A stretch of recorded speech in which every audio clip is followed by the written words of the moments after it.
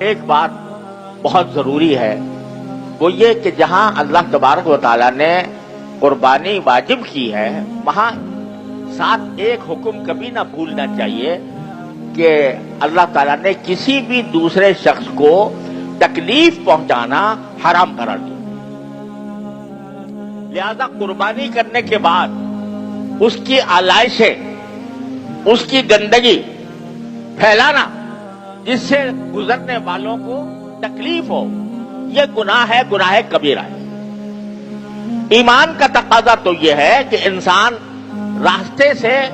گندگی کی چیزیں یا تکلیف دہ چیزیں ہٹائے، لیکن اگر آدمی اس کی گندگی قربانی کی ہے، اس کی گندگی آلائشیں لا کر سڑک پہ ڈال دی، ایسی جگہ ڈال دی جہاں لوگ گزرتے ہیں، ایسی جگہ ڈال دی جہاں لوگوں کو اس کو گزارنے سے تکلیف ہوتی ہے،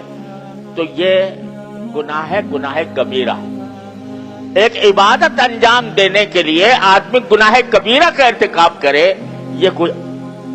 کوئی بھی عقل کی بات نہیں ہے، دین کی بات نہیں ہے۔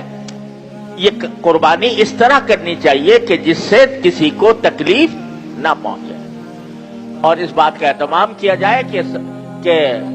صفائی کا اہتمام رکھا جائے۔ صفائی بھی ایک تو ہے پاکی، وہ تو اپنی جگہ واجب اور فرض ہے، لیکن صفائی بھی، یہ بھی اسلام کی تعلیم ہے۔ ایک حدیث میں رسول کریم صلی اللہ علیہ وسلم کا یہ ارشاد مروی ہے کہ نظفوا افنیتکم،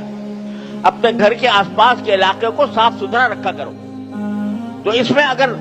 یہ آلائشیں ڈال کر اس کو گندا کر دیا، اس کو لوگوں کے لیے تکلیف دہ بنا دیا، تو یہ ایک طرف آپ عبادت کر رہے ہیں، دوسری طرف لوگوں کو تکلیف پہنچا کر گناہ کا ارتکاب کر رہے ہیں۔ اس سے اہتمام سے بچنا چاہیے۔ اللہ تبارک و تعالیٰ اپنے فضل و کرم سے، اپنی رحمت سے ہمیں اس موقع سے فائدہ اٹھانے کی توفیق عطا فرمائے، عشرہ ذی الحجہ کی برکات عطا فرمائے، اور ہمیں زیادہ سے زیادہ عبادات کی توفیق عطا فرمائے۔ انشاءاللہ دارالعلوم میں عید الاضحیٰ کی نماز 7:15 بجے ہوگی، اور چونکہ بارش کا کبھی اندیشہ ہے، اس لیے اس مرتبہ میدان کے بجائے مسجد میں نماز کا انتظام کیا گیا ہے، تو مسجد میں انشاءاللہ 7:15 بجے نماز عید الاضحیٰ ادا کی جائے گی۔ اللہ تعالیٰ کو